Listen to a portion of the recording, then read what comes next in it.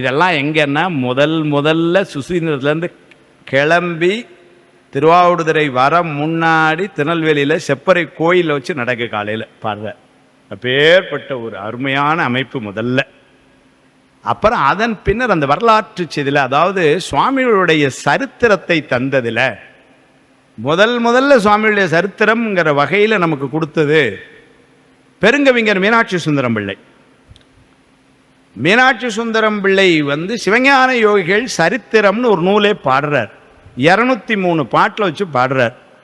ஆனால் அதுலேயும் என்னமோ ஆதீனத்துக்கு சேர்ந்த வரைக்கும் சொல்கிறார் ஒழிய அதன் பின்னர் குறிப்புகள் இல்லை. இல்லை, விக்ரமசிங்கபுரத்துலேருந்து திருவாவடுதுறை சேர்ந்த வரைக்கும் வருது.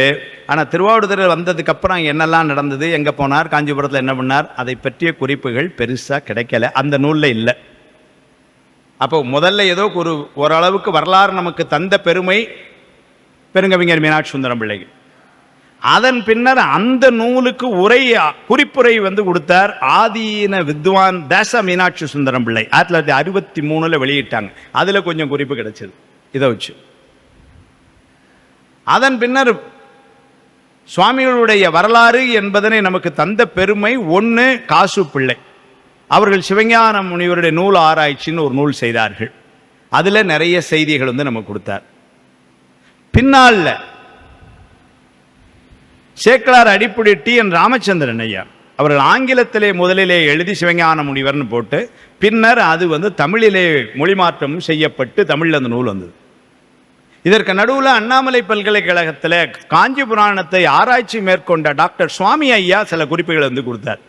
இவங்கெல்லாம் தான் அந்த குறிப்புகளை கொடுத்தவர்கள். அதில் ஒரு பெரிய மகிழ்ச்சி, அந்த வரிசையில் தொடர்ந்து இப்பொழுது நம்முடைய வேந்தர் ஐயாவும் இணைந்திருக்கிறார்கள் சிவஞான சரித்திரத்தை கூட. ஏன்னா இன்றைக்கு ஐயா சொன்னது போல அது திருவிக்காவுடைய அந்த அணிந்துரையெல்லாம் சொன்னார்.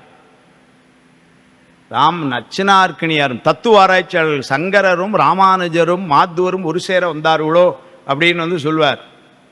இந்த மேடையில் சொல்லலாம், அவங்க 3 பேரையும் டாராக கிழிச்சு தூக்கி போடுவார். இதில் அதையும் சொல்லிடலாம். ராமானுஜருடைய அப்படியே எழுதுற ராமானுஜரை பேர் எழுதி அவருடைய உரையெல்லாம் போலி என ஒளிகன்னு எழுதினார். இதே வார்த்தை எழுதுறார். அகோர சிவாச்சாரியாருடைய உரையை போலி ஒளின்னு எழுதுறார். அப்படியே எழுதுறார் சார். இருந்தாலும் உரை ஆசிரியர்கள் பெரியவங்க, அதனால் பார்க்குறோம் அவங்கள்லாம் ஒரு சேர வந்தவர்களோங்கிறார். நச்சினார்கினியார் பரிமேலழகர் போன்ற உரையாசிரியர்கள்லாம் ஒரு சேர வந்த அறிவு பிண்டம் இதுங்கிறார். அப்பேற்பட்ட சுவாமிகள்.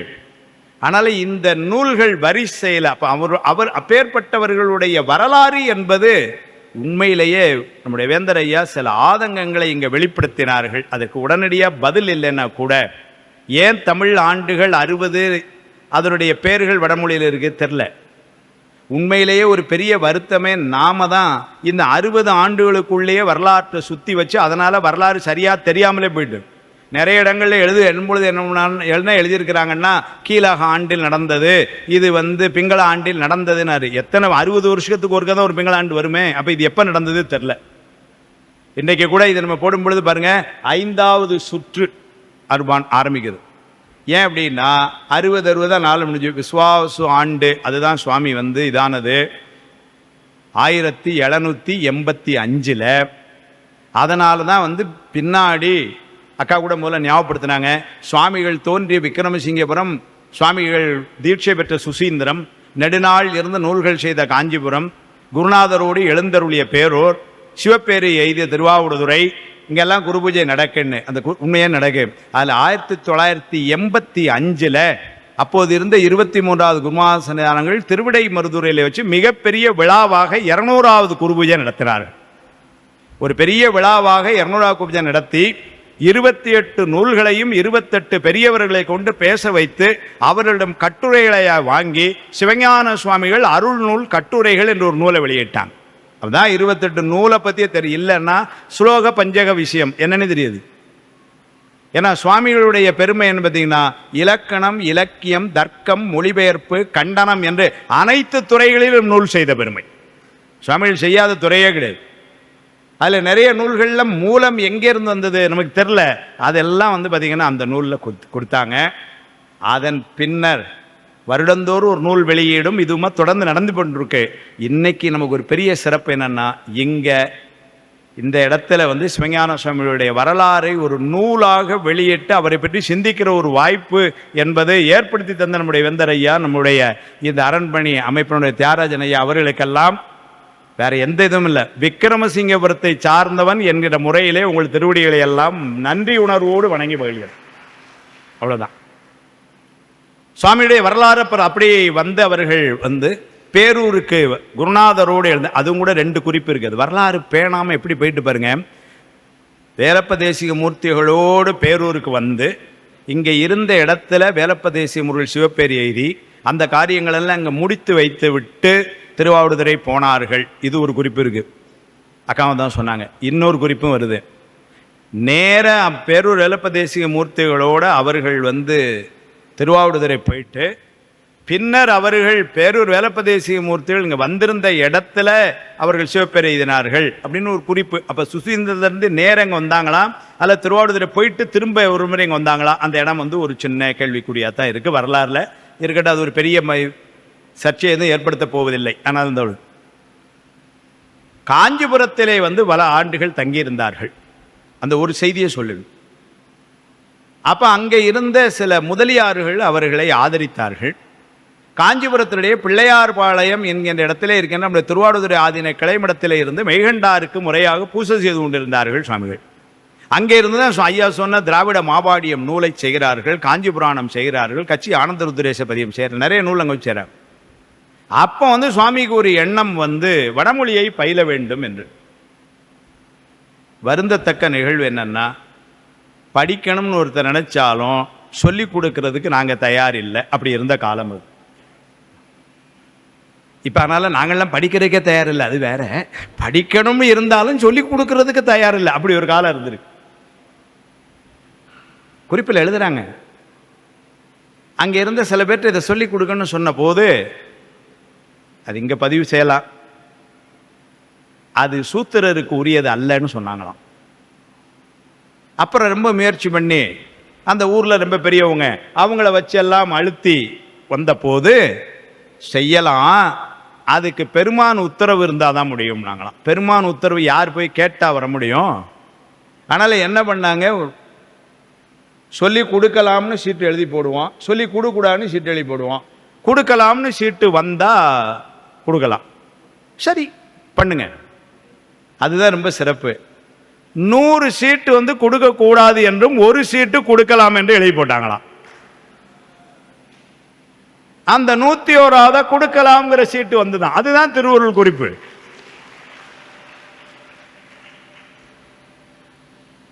அவ்வாறு வடமொழியை பயின்று அந்த வடமொழியிலே இருந்த அந்த ஆகமங்களை எல்லாம் பயின்று வடமொழியை இவர்களுக்கு போதித்தவர்களுக்கு ஆகமங்களுடைய நுட்பங்களை எல்லாம் இவர்கள் திரும்ப போதித்தார்களாம். அப்படி ஒரு குறிப்பு. ஐயா கூட வந்து கேட்டாங்க, அந்த சிவஞான முனிவருடைய காலத்துக்கும் இடைப்பட்ட காலத்தில் என்ன நடந்ததுன்னு தெரியல அப்படின்னு. உண்மையாகவுமே அது தெரியலை. ஏன்னு சொன்னால் இந்த ஆகமங்கள், ஏன்னா அவங்களுடைய வரலாறுலாம் ஐயா நிறைய பெரிய பணிகளை செய்து கொண்டிருக்கிறார்கள். இந்த நூற்றாண்டினுடைய ஒரு மிகப்பெரிய பணி இந்த ஆகமங்களை எல்லாம் கொண்டு வர்ற பணி.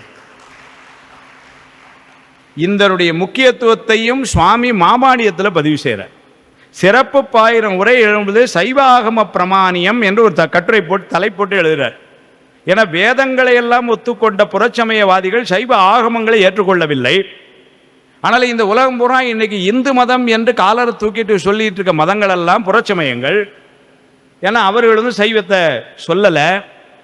அதனால் இந்த ஆகமம் என்பது வேதம் என்பது பொது நூலாகவும் ஆகமம் என்பது சிறப்பு நூலாகவும் கண்ட பார்வை சைவத்துக்கு உரியது. அது சுவாமி எழுதுறார், அது என்ன பொது என்ன சிறப்புன்னு எழுதினார், அருமையாக எழுதுறார். சிவபூசை செய்க என்பதனை வேதத்திலும் அதை இன்னவாறு செய்க என்பதனை ஆகமத்திலும் கண்டுகொள்கன்னு எழுதினார். அதுதான் ஆகமத்தோட சிறப்புங்கிற. அது பொது, இது சிறப்புங்கிறதுக்கு சுவாமி இடம் காட்டுறாரு, நிறைய சொல்லுவார். ஆனால் இன்னைக்கு அந்த ஆகமங்கள் எல்லாம், அப்போ ஆகமங்களுடைய சிறப்பையும் அந்த ஆகமங்களை பொருள் கொள்கிற முறையில் தான் சொல்றார். சில ஆகமங்கள் எல்லாம் சிறப்பு இயல்புகளை பேசுகின்றன, சில ஆகமங்கள் எல்லாம் பொது இயல்பை பேசுகின்றன. அதனால் இந்த பொது இயல்புக்கு உரை கொள்ள வேண்டியவர்கள் சிறப்பு இயல்பை சொன்ன ஆகமங்களை எவ்வாறு பொருள் கொண்டார்களோ அதன் அடிப்படையிலே பொருள் கொள்ள வேண்டும். மாறி பொருள் கொண்ட உரையாசிரியர் உரையெல்லாம் போலி என ஒழிகன்னு மறுத்தார். அப்படி மறுப்பார். அதனால் இந்த மாபாடியம் இதெல்லாம் செய்த இடம் வந்து காஞ்சிபுரம். காஞ்சிபுரத்திலே இருந்து பல நூல்கள் எல்லாம் செய்து அதன் பின்னர் அவருடைய மாணவர்கள் இங்கே அருமையான போர்டு வச்சிருக்கிறாங்க. முதல்ல வந்து கச்சியப்ப முனிவர் எல்லாருக்கும் தெரியும். ஏன்னா பேரூர் புராணம்லேருந்து திருவானைக்கா புராணம் இருந்து பூவாளூர் புராணம் வரைக்கும் விநாயகர் புராணம் வரைக்கும் எல்லாம் தந்த பெருமை. கச்சியப்ப முனிவர் அவர்களுடைய தலை மாணாக்கர். இன்னும் சரியாக சொல்லப்போனால் அதாவது இந்த பூர்வாசிரம வயதின் அடிப்படையிலே கச்சியப்ப முனிவர் சிவஞான முனிவருடைய வயதால் மூத்தவராகத்தான் இருந்திருக்க வேண்டும். அப்படிதான் தெரியுது. ரொம்ப சின்ன பையனா போய் மாணவரெல்லாம் இல்லை. அப்போ இருந்த ஏன்னா சுவாமி வந்து 10வது பட்டம் காலத்தில் உள்ள வந்தவங்க. கச்சியப்ப முனிவர் வந்தது 12ஆம் பட்டம் திருச்சிற்றம்பல தேசிகர் காலத்தில். அவர்களுடைய காலத்தில் இளைய பட்டமாக இருந்த அம்பலவான தேசிய மூர்த்திகள்கிட்ட தான் காவியும் தீட்சையும் வாங்குறாங்க. அப்போ இருந்த 12வது பட்டம் திருச்சிற்றம்பல தேசிகர் பட்டத்துக்கு வர முன்னர் சிவஞான சுவாமிகளிடம் பாடம் கேட்டவர்களாம். ஏன்னா இவர்கள் 10வது பட்டம் காலத்திலே போயிட்டாங்க, 11ஆம் கட்டம் போயிட்டாங்க. அப்போ அங்கே ஆதீனத்திலேருந்து ஒரு தம்புரான். அதனால் அவங்க இவங்களோட பாடம் கேட்டு பின்னர் அவங்க பட்டத்துக்கு வராங்க. அவங்க தான் கச்சியப்ப முனிவர்கிட்ட சொன்னாங்களாம், சிவஞான முனிவர்கிட்ட நீ முதல்ல பாடம் கேட்கணும்ட்டு. அப்படித்தான் வந்து அவர் மாணவரை அங்கே வந்தார்னு சொல்லி அமைப்பில் தெரியுது.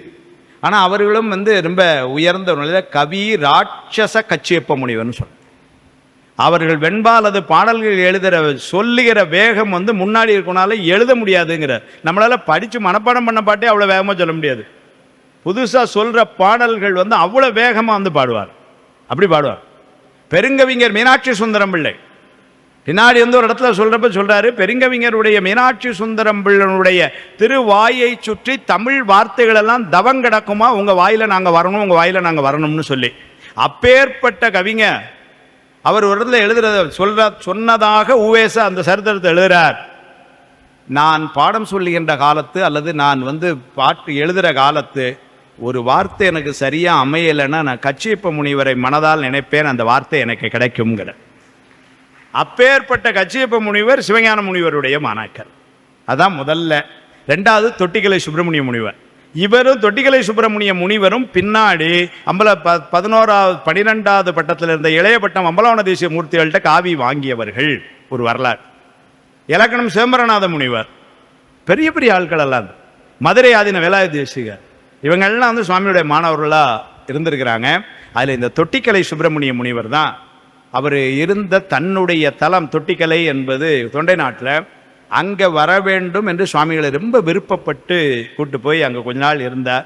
அங்கே இருந்த காலத்தில் தான் கலசை பதிற்றுப்பத்தந்தாதி, செங்கழுநீர் விநாயகர் பிள்ளை தமிழ் போன்ற நூல் 2 அங்கே பாடுறார். அதன் பின்னர் அங்கேருந்து குளத்தூருக்கு வந்து குளத்தூர் பதிற்றுப்பத்தந்தாதி, குளத்தூர் அமுதாம்பிகை பிள்ளை தமிழ், குளத்தூர் சோமேஸ்வர் முதுமொழி என்பா பாடுறார். அங்கேருந்து பக்கத்தில் வந்து இளங்காடு வந்து இலசை பதிற்றுப்பத்தந்தாதி பாடுறார். இதெல்லாம் தொட்டிக்கலை சுப்பிரமணியனுடைய வேண்டுகோளுக்கு அங்கே போய் அவரோடு இருந்த காலத்திலே சொல்லப்பட்ட நூல்கள் பாடப்படும். அப்படி பாடுற. அதில் கூட ஒரு அருமையான குறிப்பு, இந்த கலசை பதிற்றுப்பத்தந்தாதில் ஐயா 1:5 இல்லை, கலசை பதிற்றுப்பத்தந்தாதியில் சுவாமி 5 அந்தாதி நூல் செய்கிறார். கலசை பதிற்றுப்பத்தந்தாதி, குளத்தூர் பதிற்றுப்பத்தந்தாதி, இலசை பதிற்றுப்பத்தந்தாதி, திருவேகம்பர் அந்தாதி, திருமுல்லை வாயில் அந்தாதின்னு 5 அந்தாதி நூல். அதில் அந்த கலசை பதிற்றுப்பத்தந்தாதியில் நிறைய செய்தி சொல்வார். ஒரு தோத்திர சாயலிலே அமைந்த நூல். ஏன்னா பொதுவாக சில பேர் என்ன நினைக்கிறோன்னா, இந்த நான் அடிக்கடி நினைக்கிறது உண்டு, இந்த பள்ளிக்கூடத்துக்கு ஒழுங்காக போகாத குழந்தை என்ன பண்ணிடும்னா அந்த பள்ளிக்கூடம் போகாததுக்கு ஏதாவது ஒரு காரணம் சொல்லும். சில இப்போ எப்படிலாம் என்ன காரணம் சொல்லிக்கிறீங்க, அந்த டீச்சர் எனக்கு பிடிக்கலைங்கிறான், இதெல்லாம் காரணமாக சொல்கிறான். அதே மாதிரி வந்து படிக்காத ஆட்கள் வந்து சில பேர் ஒரு காரணம் சொல்லிவிடுவாங்க, ஐயோ சிவஞான முனிவர் நடையெல்லாம் ரொம்ப கடினங்க, அதெல்லாம் படிக்க முடியாது, நீ புஸ்தகத்தையே திறந்து பார்த்ததில்லை, அப்புறம் எங்கே நடனங்கள். இந்த அந்தாதி நூல்களில் உண்மைதான். திருவேகம்பர் அந்தாதியும் திருமுல்லை வாயில் அந்தாதியும் கடினமான நடைன்னு சொன்னால், திருமுல்லை வாயில் அந்தாதி முழுக்க முழுக்க திரிபந்தாதியும் யகமந்தாதியுமா பாடி வச்சார், புரியலை. திருவேகம்பர் அந்தாதி மடக்கணியாக வச்சு பாடினார், புரியலை. இல்லைன்னு சொல்ல. ஏனை 3 அந்தாதி நூல் ரொம்ப எளிமையாக இருக்கும். இலசை பதிற்றுப்பத்தந்தாதியில் ஒரு நூல் ஒரு பாட்டு பாடுறார். என்னமா சொல்கிறார் பாருங்க, இளமையும் மனை வாழ்க்கை இன்பமும் வளமையும் பொருளா மனம் கொள்வீர். நம்மளெல்லாம் முதல்ல பார்த்து, இளமை என்பது ஒரு செல்வம், உண்மைதானே? 25 வயசில் ஓடுற ஓட்டம் 65 ஓட முடியல அப்படின்னா அது ஒரு செல்வம் தான். இளமையும் மனை வாழ்க்கை இன்பமும், நல்ல மனைவி, மக்கள், குழந்தைங்க நல்லா இருக்கேன், பிள்ளைகள் நல்லா இருக்கு சார், வீட்டில் அம்மா நல்லா இருக்காங்க, ரொம்ப மகிழ்ச்சி, அதானே வேணும் வாழ்க்கையில். மனை வாழ்க்கை இன்பமும், இது போக ஒரு 4 காசும் கையில் இருந்துன்னு வச்சுக்கோங்க, லைஃப் அவ்வளோதான் சார், செட்டில்டு நம்ம வார்த்தையில். இதுக்குத்தானே நீங்கள் எல்லாரும் பின்னாடி ஓடுறீங்கன்னு கேட்டார். ஆமாம் சார். அடுத்த ஒரு கேள்வி கேட்டார், அழியல் காலன் அணுகும் அன்று என் செய்வீர்னு. அழியில் காலன், அழின்னா கருணைன்னு அர்த்தம், அழியில் காலன்னா கருணை இல்லாத காலன் ஒரு நாள் வந்து டுடே இஸ் யுவர் டே கிளம்பலாம்னு சொன்னால் இதில் எதை சொல்ல முடியுங்கிறார்? உங்களுடைய இளமையை சொல்ல முடியுமா? இல்லை உங்களை என் பையன் யாருன்னு தெரியுமா அப்படின்னு அவன்கிட்ட போய் பேச முடியுமா? இல்லை சூட்கேஸை வாங்கிக்கோ அப்படின்னு பேச முடியுமா? இது எதுவுமே பேச முடியாது. ஆமாம் சார், இப்போ தான் நீங்கள் சொன்னப்புறம் யோசிக்கிறோம் என்ன செய்யணும்னாரு. இன்னைக்கே இந்த இளங்காட்டு பெருமானை பாடி வைங்க, அவர் பார்த்துக்கிடுவார். களவிலா இளங்காடனை வாழ்த்து. இந்த பாட்டுக்கு என்ன சார் உரை வேணும்? இதில் புரியாத வார்த்தை என்ன இருப்பாருங்க. இளமையும் மனை வாழ்க்கை இன்பமும் வளமையும் பொருளா மனம் கொள்வேர், அழியில் காலன் அணுமுன் அன்று என் செய்வேர், களவிலா இளங்காடனை வாழ்த்துமே. அவ்வளோதான் அப்படின்னே வந்து சொல்லி வச்சார். இப்படி ரொம்ப, அதாவது ஒரு தோத்திரமாக ரொம்ப எளிமையான தமிழில் நிறைய செய்திகளை சொல்லிவிடும். கலசை பதிட்டு பதில் சொல்றார், பதிகள் தோறும் சென்றேத்தி பயின் மூவர் தமிழ் மாலை பதிகமெல்லாம் அங்கங்கே பாடி உளம் களியொடும் பதிகரோடு என்னை கூட பணித்து அருளாய் இமயவர்தம் பதிகளுக்கு கலசை பதியானேன். இருக்க வேண்டியது எங்கன்னாரு, அந்த மூவர்கள் கோயில் போய் பாடினாங்களே, அவங்க பாடின பாட்டெல்லாம் பாடுறாங்களே, அந்த கூட்டத்தில் நான் போய் இருக்கணும். அது மட்டும் அருள் புரியுங்கிற. பதிகள் தோறும் சென்றேத்தி பயின் மூவர் தமிழ் மாலை பதிகமெல்லாம் அங்கங்கே பாடி உளம் களியொழுடும் பதிகரோடு என்னை கூட பணித்து அருளாய் அடியார்தம் அருளை புரியாய். அதெல்லாம் தான் எங்கே இருக்கும்னாரு, திருமுறை பாடுறவங்க கூட்டத்தில் கூட என்னை உள்ள உட்கார வச்சுருன்னு. என்ன செய்தியெல்லாம் சொல்ல. அதில் இந்த நூலில் ஐயா அருமையான அந்த செய்தியில் ஒன்று எடுத்து போட்டிருக்காங்க. ஒரு அருமையான செய்தி ஒன்று சொல்கிறார். சிவன் என்னும் மொழியை கொடிய சண்டாளன் செப்பிடின் அவனோடு உரைக, அவனோடு கலந்து பேசுக, அவன் அருகிருந்து உண்ணுக. சுவாமி எழுதுற நமக்கு கொடுக்கப்பட்ட நூலில் 58வது பக்கத்தில். அது என்ன வேந்தரையா மட்டும் பக்கம் சொல்லி சொல்லி சொல்றது, நானும் ஒன்று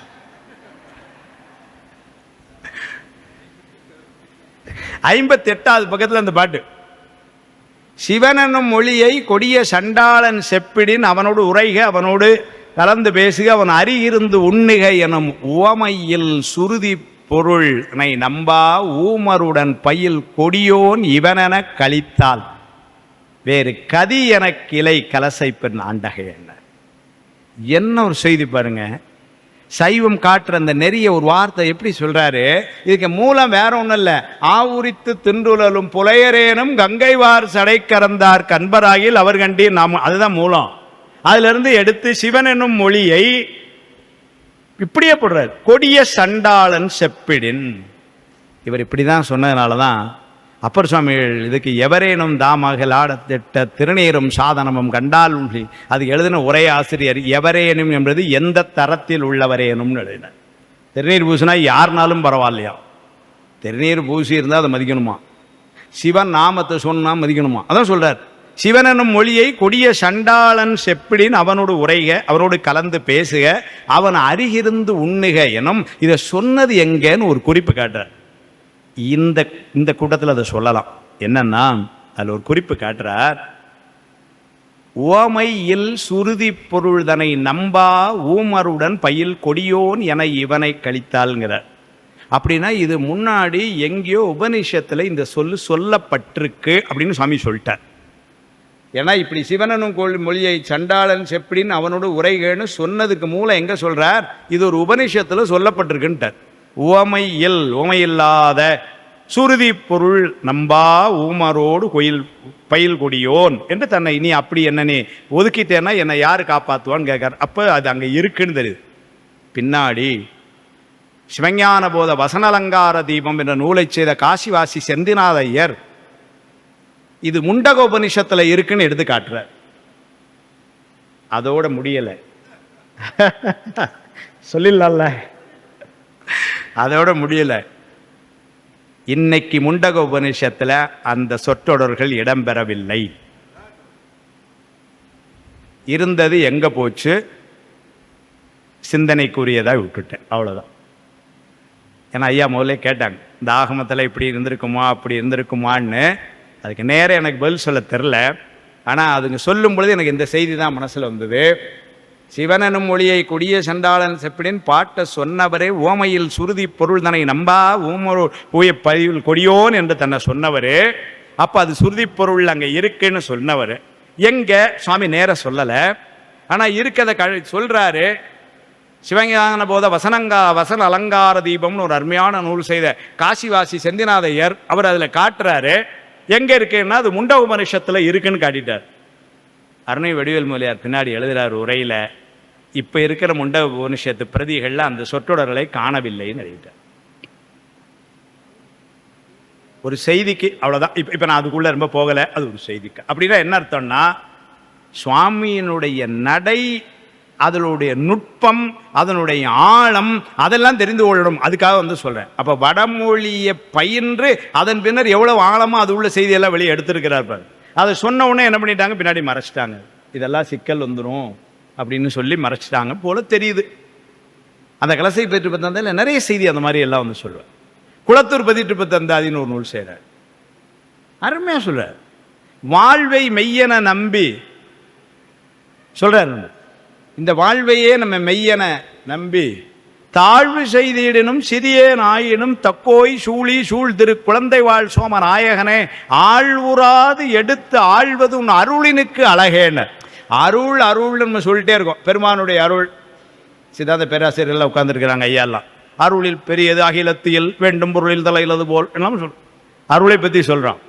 அந்த அருளுக்கு அழகு எது கேட்குறாரு. அப்படின்னா அருள்ங்கிறதுல சிறந்தது எதுன்னு சொல்றாரு. தாழ்வு செய்திடும் சிறியேன் ஆயினும் தக்கோய் சூழி சூழ் திரு குழந்தை வாழ் சோம நாயகனே ஆழ்வுறாது எடுத்து ஆழ்வதுங்கிறார். நான் இந்த உலக வாழ்க்கையில் அப்படியே கீழே போயிடாம என்னை கீழே இருந்து மேலே எடுத்து கொண்டாரதான் உன்னுடைய அருளுக்கு அழகுங்கிறார் சுவாமிகிட்ட. வாழ்வனை வாழ்வை மெய்யென நம்பி நின் அடியினை மறந்து தாழ்வு செய்திடனும் சிறியேனாயினும் தக்கோய் சூழி சூழ் திரு குழந்தை வாழ் சோம நாயகனே ஆழ்வுறாது எடுத்து ஆழ்வது உன் அருளினுக்கு அழகே. சுவாமியுடைய அருளுக்கு அழகு எதுங்கிறார். இது குளத்தூர் பதிட்டு தந்தாய். அங்கேயே குளத்தூர்லேயே அமுதாம்பிகை பிள்ளைத்தமிழ் ஒன்று பாடினார். சோமேஸ்வர் முதுமொழி வெண்பான்னு ஒரு நூல் செய்தார். நீங்கள் சிவஞான மாபாடியம், சிவஞான போத சிற்றுரை, அதெல்லாம் இவங்கள மாதிரி பெரியவங்களுக்கு. இப்போ என்ன மாதிரி ஆளுக்கு ஏதாவது நூல் வேணும் இல்லையா, குழந்தைங்களுக்கு ஒன்று பண்ணுறாரு. ஏன்னா அந்த உயர்ந்த நூல்களெல்லாம் இது பண்ணிட்டு என்ன பண்ண, நான் உண்மையிலே சிவஞான சுவாமிகளை பற்றி தெரியாதவர்களாக இருக்க முடியாது. ஒருவேளை அப்படி இருந்தீங்கன்னா ஒன்றே ஒன்று தான் நான் சொல்கிறேன். இன்றைக்கி வீட்டுக்கு போகும்போது இந்த ஒரு செய்தி எடுத்துகிட்டு போங்க. ஐயா கூட கையிலேயே திருக்குறள் வச்சுருக்கிறாங்க. அறநூல் நமக்கு திருக்குறள். நமக்கு திருக்குறள் எல்லாரும் பயில வேண்டிய நூல். ரொம்ப சில இங்கே இருக்க கூட்டத்தை பொறுத்தவரை நான் பயில வேண்டிய நூல்னு சொல்ல மாட்டேன். உங்களுடைய குழந்தைகளுக்கு அப்படி கூட சொன்னால் தப்பாயிடும். உங்களுடைய பேரம்பேத்திகளுக்கு, ஏன்னா இருக்க வயசு எல்லாரும் அப்படி தான் இருக்கீங்க, ஆனாலும் அவர்களுக்கு நீங்கள் சொல்லிக் கொடுக்க வேண்டிய நூல் திருக்குறள். சார் இப்போ குழந்தைக்கு போய் நீங்கள் திருக்குறளை நேராக போய் நீங்கள் எடுத்து அகர முதல எழுத்தெல்லாம் உடனே படிச்சிருவானா என்ன பையன், பாட்டி போங்கன்றான். இப்போ நீங்கள் அவனுக்கு அதை எப்படி சொல்லிக் கொடுக்கணும், சுவாமி சொல்கிற எப்படி சொல்லிக் கொடுக்கணும், அதுக்கு நீங்கள் ஒரு கதையை சொல்லி, கண்ணு வடராஜா அம்மா பாட்டி சொல்லண்டாங்க வாடா அங்கே உட்காரு அப்படின்னு ஒரு கதையை சொல்லி, அந்த கதை தாண்டான்னு ஒரு திருக்குறள் இழுத்து விட்டீங்கன்னு வச்சுக்கோங்க, பிள்ளை பிடிச்சிக்குவான். ஏன்னா கதையை சொல்லி இதை சுவாமி செய்கிறார். குளத்தூரில் சோமேஸ்வர் முதுமொழி வெண்பான்னு ஒரு நூல்ச்சு. திருக்குறள் உள்ள 133 அதிகாரத்திற்கு ஒவ்வொரு பாட்டு எடுத்து ஒரு வெண்பாவா ஈற்று 2 அடியாக அந்த குறளே வர்ற மாதிரி முதல் 2 அடியில் அந்த குறள் படி வாழ்ந்த ஒரு பெரியோருடைய கதையை பேசணும்.